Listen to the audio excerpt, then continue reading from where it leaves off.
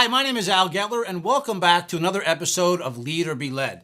Now, you're joining us for part two of our great conversation. As I've talked about before, this show is dedicated to bringing all types of leaders to you and help you in your journey. And many of you, like me, are on a journey of life has changed dramatically. Maybe we lost our job. Maybe we planned to lose our job. Maybe we were ready to follow a passion. And we went down a road of entrepreneurship and of being in business on our own, and we're looking for some kind of beacon of light, something to help us through that journey. Well, the guest that we have for you is the person that has written a great book, has some great content on her website, and has live appearances around the country that's helping folks answer that question. So I'm going to welcome back to our show today, Pam Slim. Hi, Pam. Hi there. Well, we got you to come back again, so I guess we're pretty lucky, huh? We can finish this conversation? That's right. All right, well, we're going to get really heavily into the book right now. Now, just to remind folks and show it on screen, Pam's book is called Escape from Cubicle Nation, and I just absolutely love the cover of this book. You have these folks here who are kind of peering over the tops of those cubicles. So as we look at this cover, tell us, Pam, when the covers were presented to you, what made you go with this cover? For this book, actually, I think it was the first and only cover that we looked at. And what I loved about it, having worked in cubicles myself, and I'll certainly talk to a lot of people who did, is it just really seemed to capture the spirit of sometimes what it feels like to be in a cubicle, and also a little bit of humor, which I know for me is a really important part of how I like to write and educate folks. They had me at the first cover. Well, and it reminds me that, there's a little dark humor in that too, because in the years that I worked in large organizations, when there's unfortunately a termination or even a layoff, that's exactly what it looks like as the person's leaving leaving the room, and it brings back actually some tough memories too when I look at that cover. But it's the escape part. There are some people who do that walk after they've walked into the boss's office and said, I'm resigning because I'm going off on my own. And that's obviously the best way to prepare and to do this type of thing. So let's talk about Escape from Cubicle Nation. When do you start that escape? How does that escape get planned? And when is that escape executed in a person's life? Yeah. Well, I think one thing to remember is that everybody has a different set of experiences. People are in different financial situations, and people can have different reasons for wanting to start a business. And so a lot of what you want to do when you're going through the journey is to really understand specifically where you are in order to plan. So I have known people who, for example, have very marketable skills where maybe they are, a great marketing person or a writer, or photographer, or a software developer, where they can do like I did, contrary to my own advice, and say, hey, I don't feel like working here anymore. Let me just quit. Mm-hmm. And then immediately jump into, in my case, more money than I was ever making full time as a corporate employee, because there's a very marketable skill. So that's right. One scenario, which is very, very different than somebody who may be the controller in an organization, and then they have an idea for wanting to open a coffee shop, and they've right. never done it before, and they need to research the process. Mm-hmm. So I think the different stages that you're going to go through are first really understanding, what do you actually want to do? I've met many hundreds of people throughout the years who just fell into their career. They fell into their major in college. They just kind of took the job that seemed to appear. They followed the path they thought they should take. And sometimes they never really ask themselves, do I actually want to be here? What are my skills and strengths, and what's really important to me? I have a term I call thawing out your soul in my book, because I was stunned often as a consultant when I would talk to people about, what's your interest and what's your passion? The most common response that I got was, I actually have no idea. I just haven't even taken time to think about it. And in fact, I'm kind of scared to think about it, because then I may realize that I'm not doing anything close to what my earlier passions are. Sure. So it's really taking the time to get to know yourself, understand what are some areas of interest, and then you begin to really go down the business path of saying, okay, having a passion does not a business make. You need to make sure you understand who's your market, what's your business model, what is your plan, do you have the capability needed in order to execute this plan? And there's a lot of testing and trying and prototyping and really, working on the early stages. So that's what I often refer to in our first part of our interview as the side hustle. That's what you do in the side hustle, is test a lot of things, see what happens, see what people relate to, and figure out where you end up having an actual viable business idea. Now, if I could stop you there, I mean, it's amazing when you take a look at that, and I've got a real life example in our own home. We talked about in the last segment how in your home your husband has a construction company and you have your coaching company. In my home, I have a consulting company, and my wife actually has a baking company, and literally I see her trying different things and experimenting and finding the market and fine tuning the product. But I don't know that people necessarily realize that for her, sometimes that means a 12 to 14 hour day standing in the kitchen, mixing flavors and getting things right. So to use that as both reality and analogy, do you think folks always understand how hard some of that stuff is? Oh, no. Yeah. I mean, that's where I get to become the, old school coach, the grizzled mom, like whatever kind of metaphor you want to use, where if you only realize what it takes, I slaved over building my own platform, and that there's part of it, which is the truth. I like the martial art metaphor very much because one would probably never step into a martial arts school if one has never done martial arts before. Sure. And say, hey, where's my black belt? Right. You understand, you come in, you don't know anything, you do all the training, you sweat and pound the bag and get your face, pounded around a couple times before you get your white belt. And there's a clear progression of what it takes. When you're in the martial art journey, part of you're gaining technical capability, but you're also gaining emotional fortitude, sometimes spiritual strength, depending upon how hard it is to do it.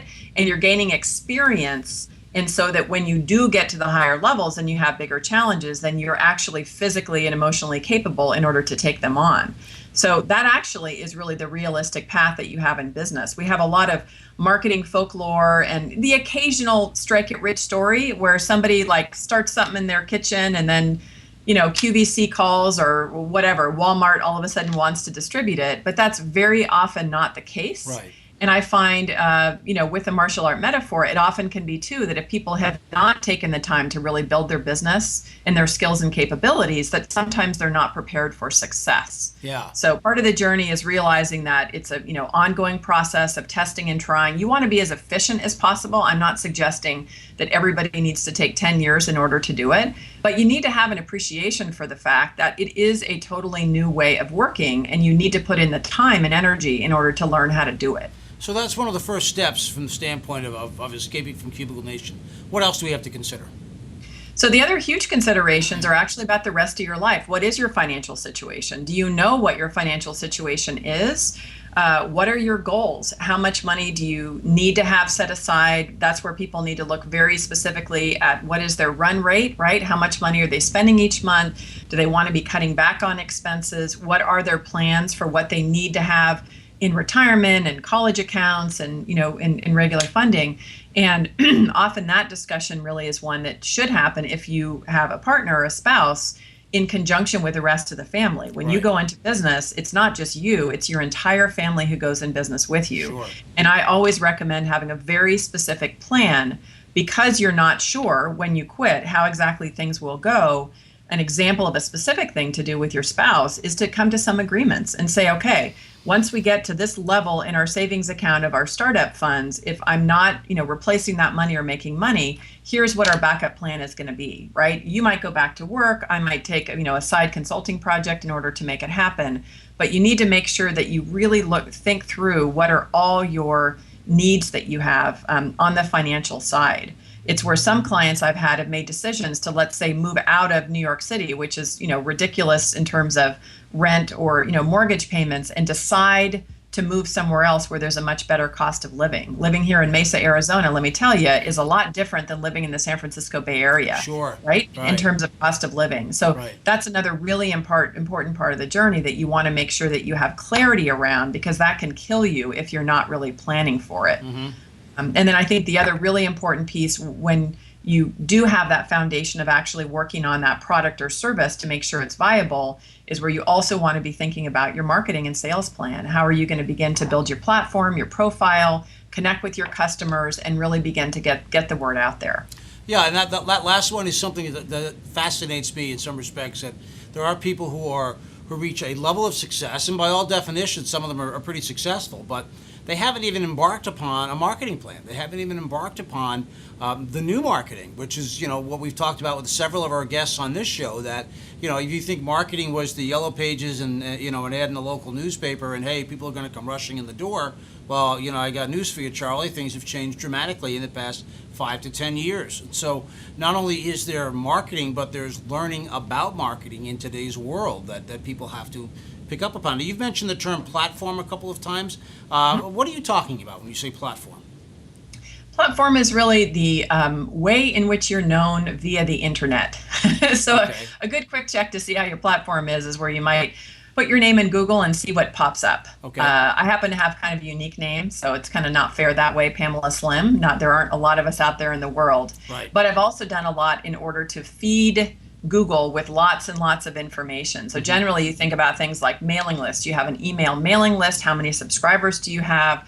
How many blog subscribers, followers on Twitter, fans on Facebook? And when you're building a platform from a business perspective, it's really saying, are you connected to the people who you want to sell to, or to people who know those and are connected to those who you want to sell to? So people like influencers and key strategic partners that you might have within your market. Well, but you're a nationally known author, and your platform, obviously is extremely important because you're reaching people in all corners of the nation. But what if I am a local entrepreneur? What if I have, let's the last episode we talked with you on, we talked about someone doing nails. But let's say I just have a nail shop, or I have an appliance store. How important is that platform for me as an entrepreneur if I'm out there doing these things and following my dream and leaving the cubicle and escaping from Cubicle Nation? Do I have to build a platform on that local level as well? I absolutely think so. It can certainly be to a different scale, but how do people look for services in a local area? If I need to find somebody to clean my carpets, I open up my browser, I look in Google, right? Yep. Carpet cleaners in Mesa, Arizona. So the way that you're going to be found there is if you are on Yelp, if you have a Facebook page. Ironically, as we're talking about nails, one of the favorite things to do when I get stressed out, I'll run down, get a pedicure or something like that down at the nail shop. And I'm always saying, you guys should have a Facebook page, right? What are ways that you can stay connected with your customers so that maybe you remind them that it's been a couple of weeks? You can have a little feature. All of these are, local restaurants use Twitter very well sometimes of, tweeting specials that they have or pictures of customers and utilizing that. So anybody who really specializes in local marketing will tell you people are finding services through the internet. So unless somebody happens to stumble across your shop, you're still going to need to build your local platform and figure out who are your local peers, who are the local connected people, those who will send 1 million folks to your shop if they like it. Okay, so Pam, I'm listening to this or watching this video right now in my cubicle. I've got my headphones on. I've got the boss button just in case I have to throw a report up there if he or she sneaks up behind me. So the things I'm thinking about are what are my passions? Where do I want to go with this? What is the side hustle that I want to turn into a full-time hustle? What are the financial obligations I need to meet along the way? And then what am I going to need to do to get the word out and market to my my audience and be successful in the business that I create? So those are 3 very important steps. But when it comes down to now to that day when you walk into the boss and you slap that letter on the desk. I remember interviewing Michael Port, and he talked about getting that bonus and cashing the check and going home and kind of waiting for the phone to ring because he hung up a shingle. So what happens during that, what I would call that kind of vacuum period where you leave the daily routine of the office and now you're off on your own? What's that feel like, and what occurs during that period of time? Yeah, well, in the context of what we've been talking about really planning for that and building slowly on the side, you actually wouldn't be stepping into the void because you already would have had certain activities. And hopefully, if you're in the service-based business, you already would have some clients. Or if you're in the product-based business, you already would have, had some deals in the pipeline, or where you know who your customers are and who you need to reach. Sure. I actually think there's a really important recommendation that I make, which is to plan to take some time between being an employee and starting on your own. There's a decompression, and what sometimes is puzzling to people, it's been very well researched within change and actually the grieving process, is even if you're making a fantastic move or you're marrying the person who you love dearly, or you have a baby who you've been, trying to get pregnant for a long time, or you're quitting your job to start a business, you are going to go through a process of grieving and loss and a shift of identity. And it feels very strange. Yeah. You often can feel like you don't know yourself. You kind of just feel like you're wandering in the desert a little bit. And the best thing you can do is just to rest, to connect with your family, to celebrate what it is that you did, but also give yourself some time in order to make that adjustment. And I think sometimes people get so worried by sometimes poor planning, of like needing to immediately jump in and start working on their business, that they don't actually give themselves time to decompress. And that's a really dangerous thing to do, because then you start the other hamster wheel, which is needing to provide revenue for yourself and your family, Sure. which can take up a lot of time and energy. So I think I'm a huge advocate of planning and really having a clear idea of what you're doing. If you know, for example, that you've been executing well, you have some projects that are lined up. I have one of my clients, I've worked with hundreds of them over the years, but one of them, he was always doing marketing, writing on the side, content development. And after 5 days after he quit his full-time job, he emailed me and he said he actually had booked retainer clients for 113% of what he was making in his salary, on the side. That's great. And that's an example to me where he really did it right. He took his time, he did his planning, he took time off because he knew that he had those retainer clients booked. He didn't have to stress of the fact that he went on vacation with his family for a little bit. Right. So that's an example, I think, of what you want to do. The other thing in the early stages is, especially where you've always had a boss telling you what to do, or you kind of have your corporate objectives, you need to give them to yourself, which is why you want to get very tactical with your to-do lists. And if you have whatever your initiatives for that first month, know what they are, plan for them. If you're working with somebody like a coach, those are the exact kinds of things you want to develop together. So when you do start working, specifically what it is that you're doing. Otherwise, you kind of look into the internet and you freak out and then probably go watch Law and Order for 8 hours. So, as we come kind of to a close, Pam, you've mentioned several times that you're a coach. And I know there's still some mystique around that for people. What exactly does a coach do? And, if you can give us just a quick summary of how a coach can be helpful during these transitions. Yeah, well, coaches can help with the planning process. They can help put a structure in place in order to walk you through a very specific process so you can understand what you need to do at each stage, of development of your business. Mm-hmm. And they provide a certain kind of objectivity. Somebody who is a good coach is going to listen to what you're saying and your different ideas and you're so attached to it, it's like your baby because you've been thinking about it forever. Right. And your coach can be objective and help you. Somebody who specifically is focused on business can help you to think about maybe some of the risks that you haven't thought about, or poke holes in ideas, or often can also be encouraging you when sometimes people are so afraid of the journey that they don't realize that they're really more than halfway down the road. Yeah. So ironically, I'm actually not really coaching anymore. I've done it for the last 8 years, and I'm shifting in with a new book coming out and not doing so much one-on-one work. But a lot of what my clients find is, I can be a partner that just helps provide structure and guidance and encouragement, but also caution when people are doing something that they've never done before. Right. So people are going to be hungry to hear about this new book. What's the new book about? Maybe you don't have a title yet or anything like that, but just give us a little hint about what the book's going to be about. Yeah, we actually do have a title. It's called Body of Work. And coming out of all the work that I've done, working in different environments, my premise with Body of Work is that the world now is inherently unstable. So we can't count on a career path, as you have found. Yeah. You can't count on business to stay the same. And so what we can focus on as a guiding factor is that body of work that we want to create throughout the course of our lives. What do you want to create? What do you want to contribute? What does success really look like to you? And then within that, we can choose different work modes in order to get that work done. So it might make perfect sense for you at a certain point to be working as an employee and get that kind of structure. Then you might decide you want to go on your own to create another piece. But what I outline in the book are what are the skills that you need in order to be viewing the world of work that way, in order to navigate a very effective career. My goal is that people feel always highly employable, whether or not they work for themselves or work for a company. They really have the skills necessary in order to always have work, and more importantly, to be creating things that they're going to be proud of at the end of their life. Right. Awesome. So when can we expect to see that book out, Pam? Comes out December 31st with a portfolio. All right, very, very good. So we can pre-order that on Amazon or Barnes & Noble or any place books are sold. So that's awesome. Now, Pam, where can folks follow you on your website, on your blog, and also any live events coming up that if someone wants to hear more from you directly, they can show up and be a part of what Pamela Slim is out there talking about?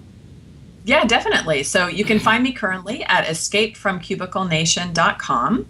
And that's where you can find me. You can just Google me too. If you Google Pam Slim, you'll find where I live. And I'm actually doing a live event here in Phoenix, October 25th and 26th of this year, which is around my new book. So it's called Body of Work. And we're going to really do some interesting work where you can take a strategic time out, think about what you do want to create in your career, and then walk through a very pragmatic purpose of helping you to actually build and create the kinds of things that you want to work on. Gee, I don't know. Here in New England, around that time, it's starting to get chilly. The frost is on the pumpkins. Mesa, Arizona. I might see you out there. I don't know. We're going to be sitting on lounge chairs outside by the pool, so I think it may be very attractive at that time. Well, it's great in October. As my friends in your neck of the woods remind me, you don't have to shovel sunshine. So that's right. I'm told that very often. Well, Pam, it has been an absolute pleasure having you here on Leader Be Led, and I know folks took a lot away from all this, and I really am thrilled that you joined us today, and you have so much great information for folks who are in this place and time in their career. And they have someone now in Pam Slim to go and get that advice from. So thanks for being with us here on Leader Be Led, and we're going to let you go. Hopefully we'll talk to you again soon. Sounds great. Thanks for having me. All right. Thank you. Well, folks, that wraps up another great episode of Leader Be Led. Pamela Slim had so much great information that I know you're going to find that book that she's written already, Escape from Cubicle Nation, and her upcoming book, Body of Work, as just a great resource for you. Reminder that while you watch our show, we want to hear from you. Comment on the YouTube page, on our website. Also share what you've heard today by tweeting us, by putting us on your Google Plus page or on Facebook. We want folks to hear more about Leader Be Led and see the great guests like Pamela Slim. So with that, I'll wrap up this episode. My name is Al Getler. See you next time on Leader Be Led.